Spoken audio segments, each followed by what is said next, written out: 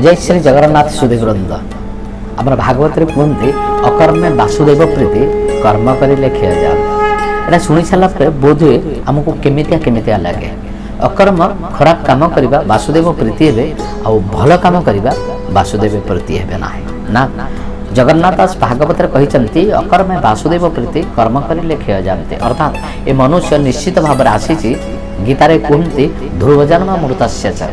ध्रुव हूँ जन्म हेबा माने प्राणीर मृत्यु ध्रुव सत्य। तो कहीं रक्षा करें ना, मरवा निश्चित, आम मरवा निश्चित, कहीं आमको रक्षा करें ना। किंतु कर्म करते अर्थात कर्म करें क्षय जानते। कर्म बोले जो काम गुड़िक सब आम हुए, मोर घर, मोर परिवार, मोर पिला छुआ, मोर गाड़ी घोड़ा, मोर फ्लाट, मु दिल्ली रे जगह किणी, मु बम्बे रे जगह किणी, मु जड़े कोटिपति, मु जड़े शिल्पपति, मु जड़े राजनीतिज्ञ इत्यादि जो मोर पाई काम करा जाए ताकू कर्म बोली कहा जाए। आ अकर्म क्या कहा जाए ना, अकारांत शब्द हूँ देवकारांत शब्द। जो भगवान को उद्देश्य रे काम करा जाए, भगवान को आखि आगे रखी काम करा जाए, भगवान को पाई काम करा जाए ताकू अकर्म बोले कहा जाए। अकर्म बोले आप भावुए अकर्म माने खराब शब्द। अकर्म बोले कुकर्म ना, अकर्म बोले देवकारांत शब्द। बालक शब्द देव शब्द रु आसी अकर्म।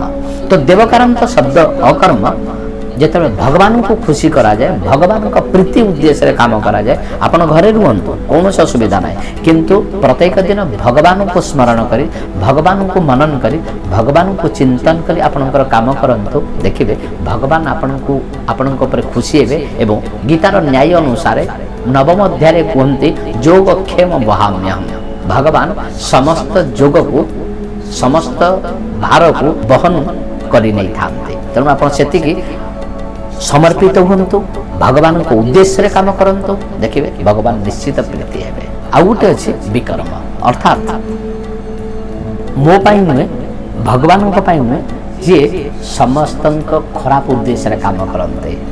जो भाव में राक्षस मान, जो भाव में रावण, जो भाव में कंस, जो भाव में हिरण्यकशिपु इत्यादि ये संसार आम समस्त अच्छे। अब आपण मैंने विचार करंतु आम कर्म करुचे, विकर्म करुचे बा अकर्म करुचे। जदि आम विकर्म करवा आ भगवान का पाखु जावा, भगवान का मंदिर को जावा, भगवान का पाखे मुंड नुआइबा, भगवान का पाखे किछि पैसा समर्पण करदबा, भगवान केबेले खुशी हुंतु ना, केबेले खुशी हेबा ना।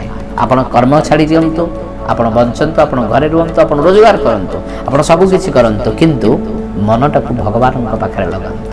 निश्चित भाव में भगवान आपणकर हेबे एवं भगवान को आपण सामने रखी आपण हृदय सिंहासन रे बसी आपण काम करंतु। निश्चित भाव में भगवान आपणकर समस्त योगक्षेम वहाम्यम न्याय रे आपणकर समस्त दायित्व वहन करिवे। ए होछि गीतार वचन। जय श्री।